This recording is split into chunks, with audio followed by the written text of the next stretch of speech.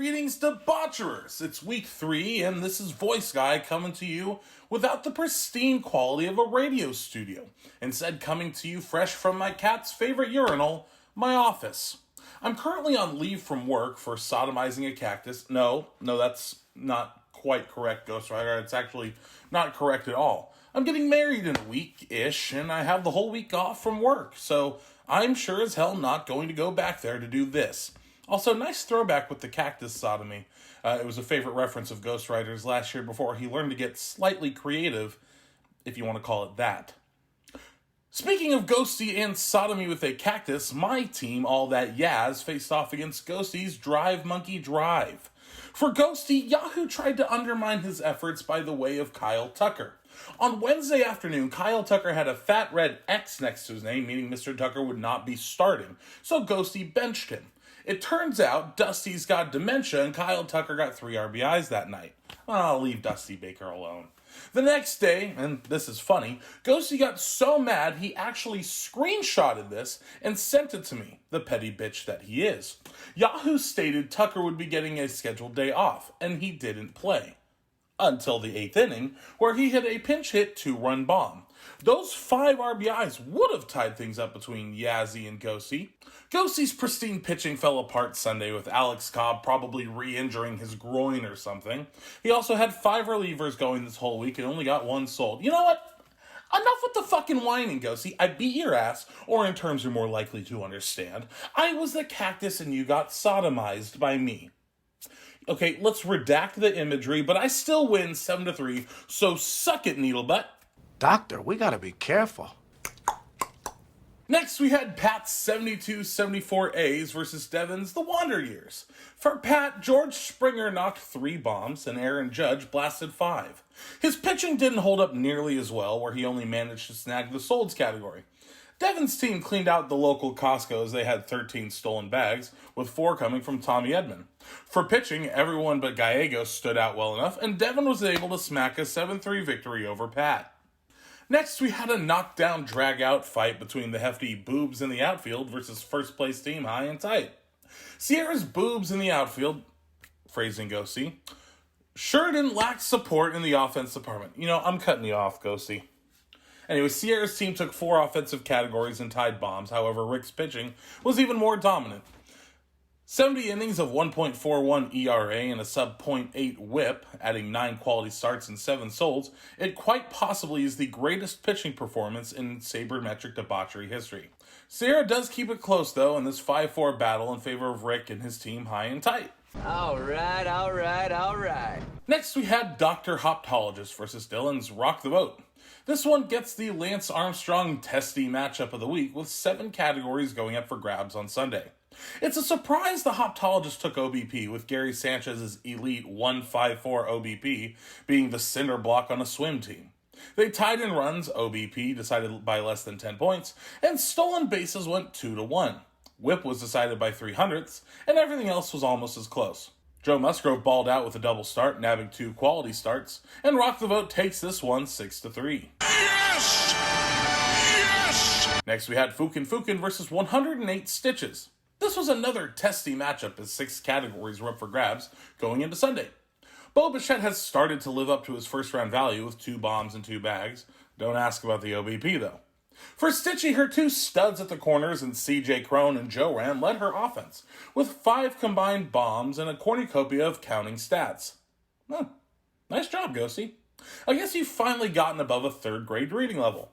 The pitching wasn't too pretty, but what was pretty was Samantha standing victorious atop... No, Ghosty. You won't get me philandering. I'm getting married next week. Keep the compliments to the baseball field, please. Well, the imaginary one, at least. She wins 6-3. Let's move on. 6th in the lineup, we had Kyle's Dinger Swingers versus Andrew's You Don't Score Until You Score Baseball. For Kyle, his offense was tied to a Willie Adames buoy. The Brewers shortstop had all 4 of his bombs and 10 RBIs. Acuna returned to steal 2 bags and nothing else of consequence. Pitching-wise was a different story as Logan Gilbert threw a couple of gems with a sub-1 ERA and 12 strikeouts. But he was teased with both starts going 5 2/3 innings. Have fun with those blue balls, Mr. Gilbert. Corbin Burns, on the other hand, had 2 starts and 21 strikeouts. No, that's not a typo. For Andrew, Anthony Rizzo proclaimed "Who the fuck is Freddie Freeman" and hit 4 bombs. Andrew's pitching was solid, but he could not compete against the pocket aces Kyle's got in his pocket. Hopefully that's the only thing he's got in his pocket. Besides what, Ghost Rider? His car keys? A stick of gum? This matchup ended being quite lame, with it ending in a 5-5 tie. Perhaps these managers were so bored they were probably doing some other things, if you catch my drift.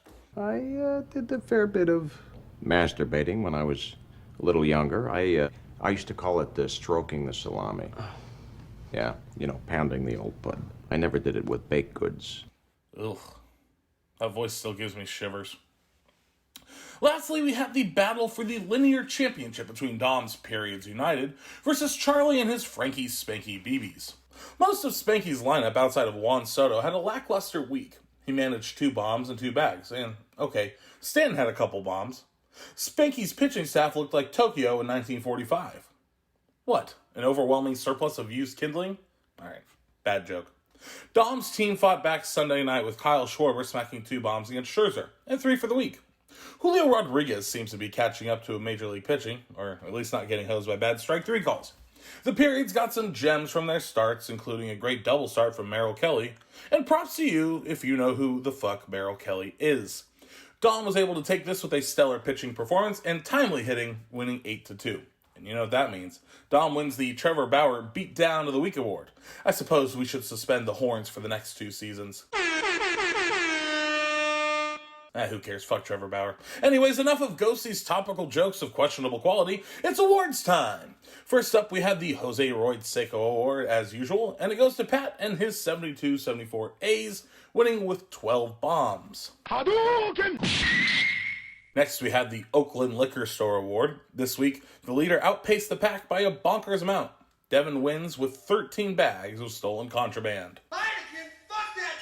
Up next, we have the Dominatrix of the Week, which goes to one Rick Elkins and his team High and Tight for his team's subatomic whip of .78 over 70 innings.